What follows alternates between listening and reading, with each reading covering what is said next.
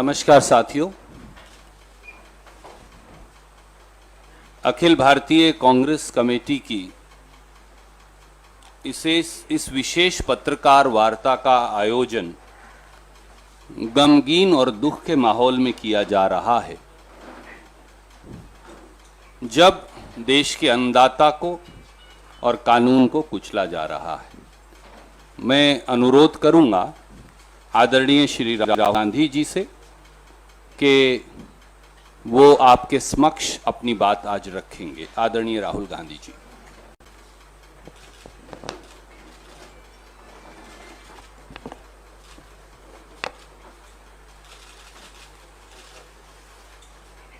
नमस्कार। अब कुछ समय से हिंदुस्तान के किसानों पर सरकार का आक्रमण हो रहा है। एक तो किसानों को जीप के नीचे कुचला जा रहा है, उनका मर्डर किया जा रहा है। बीजेपी के होम मिनिस्टर की बात हो रही है, उनके पुत्र की बात हो रही है, उन पे कोई एक्शन नहीं लिया जा रहा है। दूसरी तरफ पूरे देश के किसानों पर सिस्टमैटिकली एक के बाद एक आक्रमण हो रहा है। पहला आक्रमण लैंड एक्विजिशन बिल को रिवर्स करने का, दूसरा ये जो 3 नए कानून लाए हैं, और आज सिस्टमैटिकली जो किसानों का है उनसे छीना जा रहा है। और ये चोरी सबके सामने हो रही है। इसलिए देश के किसान दिल्ली के बाहर बैठे हैं। कल प्रधानमंत्री जी लखनऊ में थे, मगर प्रधानमंत्री जी लखीमपुर खीरी नहीं जा पाए।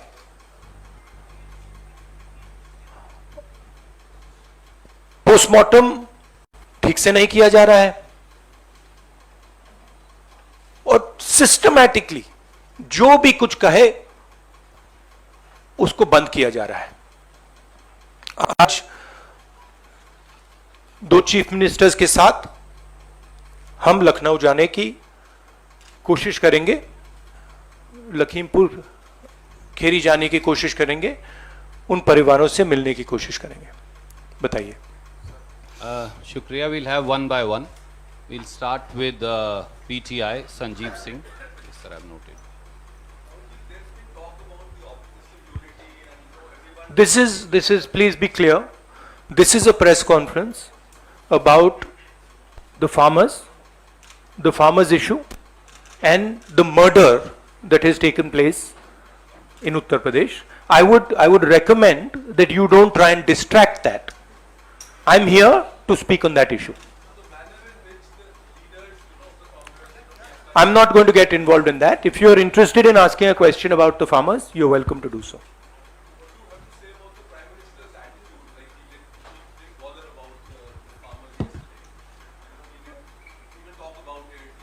It is as I said, it is a systematic attack on the farmers of this country. And it is arrogance, because the government does not realize or understand the power of the farmers. And they are provoking the farmers, they are insulting the farmers, they are killing the farmers. This is a very dangerous and bad idea. Siddharth from ANI.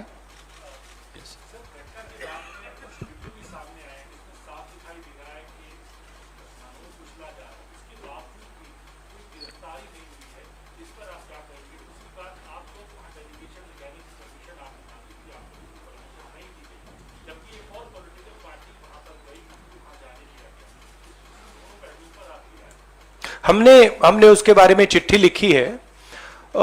हम 3 लोग जा रहे हैं। Section 144 5 लोगों को रोकता है, 3 लोग सेक्शन 144 में जा सकते हैं, तो हमने उनको चिट्ठी लिख दी है।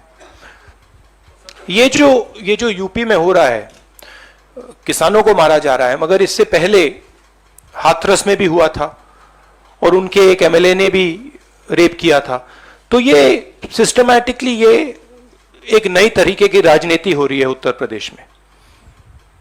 क्रिमिनल्स जो भी करना चाहते हैं कर सकते हैं, चाहे वो बलात्कार हो, किसानों का खून हो, और जो मारते हैं, जो रेप करते हैं वो जेल के बाहर होते हैं, और जो मरते हैं वो जेल के अंदर जाते हैं। Thank you sir. Ashish from ABP.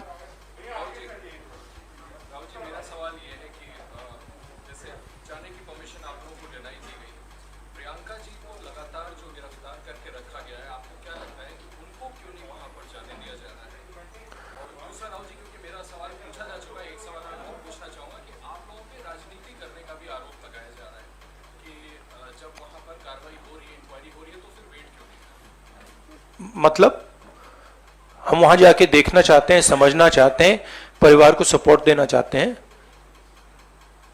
सिर्फ यहां हमें रोका जा रहा है, बाकी पार्टियों को जाने दे रहे हैं। हमने क्या गलती की है? और जहां तक प्रियंका की बात है, ठीक है, प्रियंका को बंद किया है, मगर यह मामला किसानों का है। Thank you sir. Neeraj from TV 18।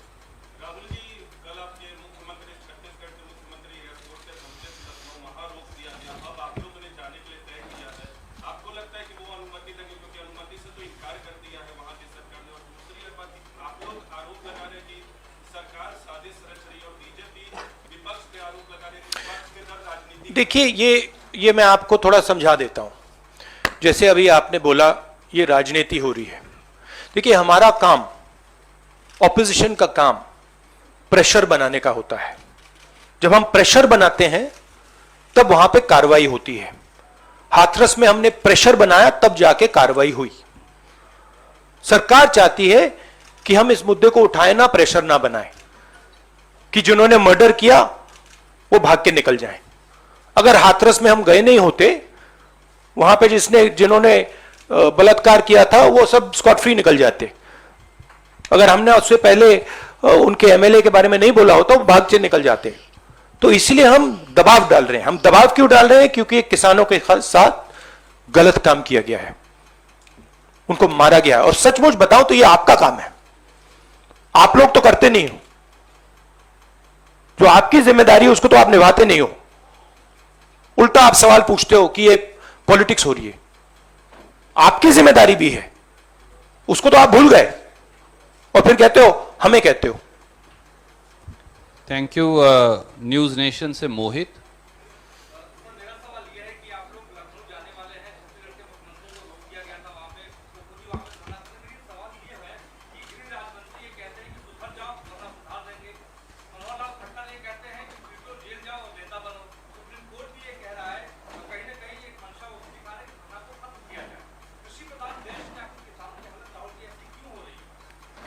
क्योंकि देश का जो ढांचा है, इंस्टीट्यूशनल जो स्ट्रक्चर है, उसको बीजेपी आरएसएस ने काबू कर लिया है। और ये सिर्फ मीडिया की बात नहीं है। आप जानते हो मीडिया को किस प्रकार से कंट्रोल किया जाता है। इसी प्रकार से हिंदुस्तान के सब इंस्टीट्यूशंस को कंट्रोल किया गया है। सिंपल सा आंसर है। Thank you sir. NDTV. Dictatorship, देखिए यहां पे जो डेमोक्रेसी हुआ करती थी, आज हिंदुस्तान में डिक्टेटरशिप है। सीधी सी बात है। राजनेता उत्तर प्रदेश में नहीं जा सकते। कल से हमें कहा जा रहा है कि भैया आप उत्तर प्रदेश नहीं जा सकते। छत्तीसगढ़ के चीफ मिनिस्टर जाते हैं, किसानों से मिलने जाते हैं, उनको कहा जाता है सेक्शन 144। ये कहते हैं मैं तो अकेला हूं, 144 कैसे लागू होगा? कोई जवाब नहीं। अब डिक्टेटरशिप किस बात की है? क्यों डिक्टेटरशिप? क्योंकि भयंकर चोरी हो रही है। जो स्मॉल मीडियम बिजनेसेस हैं, छोटे व्यापारी हैं, उनसे चोरी हो रही है। किसान हैं, उनसे चोरी हो रही है, और जो आम जनता है उनके जेब में से चोरी हो रही है। पेट्रोल डीजल के दाम बढ़ते जाते हैं और जो हिंदुस्तान की आवाज है उसको कुचला जा रहा है। Sunil from I just want to, while it's not deplorable and condemnable, the sad narrative that is being built is one of, some Naxalites, leftist influence. Another narrative is being built that, the windscreens were broken and that is why he went. And then you have that Home Minister's son saying that he was not there, not present there. It is their car, not there. How do you respond to this kind of narrative that is being built by people who are doing that? See, it is a narrative that is being built by the forces that I mentioned. It is a narrative that is built using institutions, it is built using the police, it is built using all these different structures. But what you will find is that there is a limit to this narrative. And you will find sooner rather than later, there will be an explosion, the size of which people are not understanding. So what we are trying to do is, we are trying to tell the government, let the democratic process work. This is what the country is about. Do not interfere with the democratic process because it is a safety valve. If you shut the safety valve, other types of problems will come. Right? So we are pushing for maintaining the democratic process. We are also pushing, when we go, when the chief ministers, myself, others go to visit this family, we are trying to give them confidence that in this country, you cannot be run over by a criminal who calls himself the Home Minister's son, and then nothing happens. We are not going to allow that. That is the message we are trying to give him. It's a message of hope. Right? Today, those families don't have hope. Today, the farmer doesn't have hope. That is what we are doing. But there is also the 1 second. Sunil, please don't mind. One question at a time. There are other friends waiting. No, I'm just Supriya, please. Sir मेरे कुछ सवाल है। पहला तो जो आपने कहा कि लैंड एक्विजिशन बिल को रिविजिट कर रहे हैं, आपने बहुत एक लंबा लड़ाई लड़ी है इस मुद्दे के ऊपर, और अब जिस तरह से देखने में फ्री फार्म लॉज के बाद वापसी टैक्स है, इससे उस बिल को वापस लाने की बात है। एक सवाल वो है। दूसरा जो है कि प्रियंका जी को उन्होंने बंद किया, वो सत्यादेश का, उसके ऊपर भी काफी सीक्रेट से कह रहे हैं कि सर किया गया, और उसके बाद पूरे एरिया में इंटरनेट बंद कर दिया गया। FI इलेक्शन में 8 लोग तो सिर्फ देखिए, चाहे प्रियंका हो, चाहे मैं हूं, चाहे हमारे फैमिली का कोई भी हो, मैन हैंडलिंग से हमें कोई फर्क नहीं पड़ता, कुछ फर्क नहीं पड़ता। हमारे से आप कुछ भी कर लीजिए, हमें कोई फर्क नहीं पड़ता। हम किसानों की बात कर रहे हैं। हमें बंद कर दीजिए, मैन हैंडल कर दीजिए, मार दीजिए, काट दीजिए, कोई फर्क नहीं पड़ता। हमारी ये ट्रेनिंग है, सालों पुरानी ट्रेनिंग है। ये ट्रेनिंग हमें फैमिली, हमारे परिवार देता है, तो उससे कुछ फर्क नहीं पड़ेगा। नहीं, लैंड एक्विजिशन बिल का मैंने आपसे कहा कि ये सिस्टमैटिकली किया जा रहा है। लैंड एक्विजिशन, फार्म लॉज, ये किसानों का जो है उनसे छीनने का तरीका है। Thank you, sir. Supriya. Now, Vijaya from in India TV.